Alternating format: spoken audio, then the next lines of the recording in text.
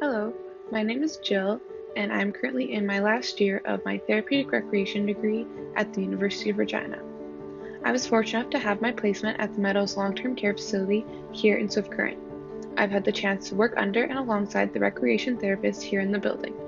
We currently have 220 residents in the long-term care side. Some of my responsibilities here at the facility consist of conducting different types of life satisfaction assessments as well as program assessments.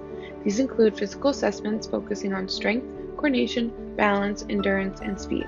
I was also able to facilitate cognitive assessments as well. On top of that, I've had the chance to implement and facilitate a variety of different therapy programs at the facility. I met twice a week with an interdisciplinary team. In these meetings, we discussed upcoming events, pressing matters, outbreak protocols, and much more. For my special project, I created and implemented a 6-week guided imagery program. I chose to do this program because I wanted to find a way to bring together some of those residents and connect with them through one-on-one and small group programming. After the completion of my program and seeing the results, it was clear to me that many people can benefit from guided imagery. So in the end, this changed my purpose to create and facilitate an intervention that decreases symptoms of depression and anxiety and stress for all residents who participate. My objectives for the programs were charted into each individual resident's care plans on convergence.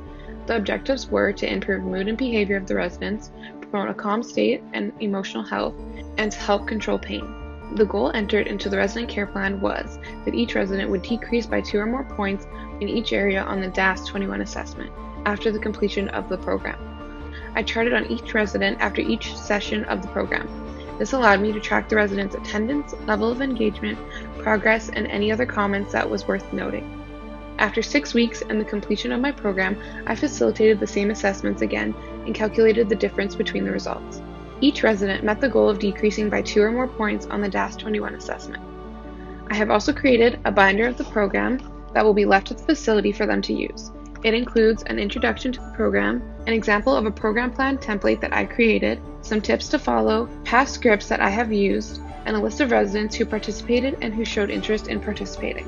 Many houses in the facility went on isolation during the duration of the program. While being isolated, there was a rise in emotionally reactive behaviors from the residents. This program gave the residents time to connect with their emotions and lessen the amount of reactive behaviors they were having. One of the things that didn't go as I expected was the outbreak at the facility, causing the isolation and the pause on group programming. I was able to adjust to this by going in and doing one-on-one programming with the residents. Another thing that did not go to plan was the post-assessments for the residents who completed the brief pain inventory assessment. The 2 residents were unable to complete these assessments due to unforeseen circumstances, so the results of those will remain inconclusive. The skills and knowledge I acquired by doing this project followed in line to help me achieve every one of my learning objectives. It also ensured I completed each domain of the NCTRC internship guidelines. And lastly, build connections with the residents.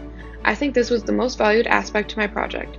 A program like mine cannot succeed unless you have the trust of the residents and allow them to be completely open.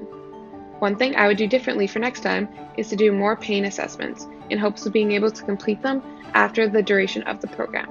I'd like to study these results and see firsthand the effects of guided imagery and those experiencing pain. I would also branch out to a wider variety of residents to partake in the program.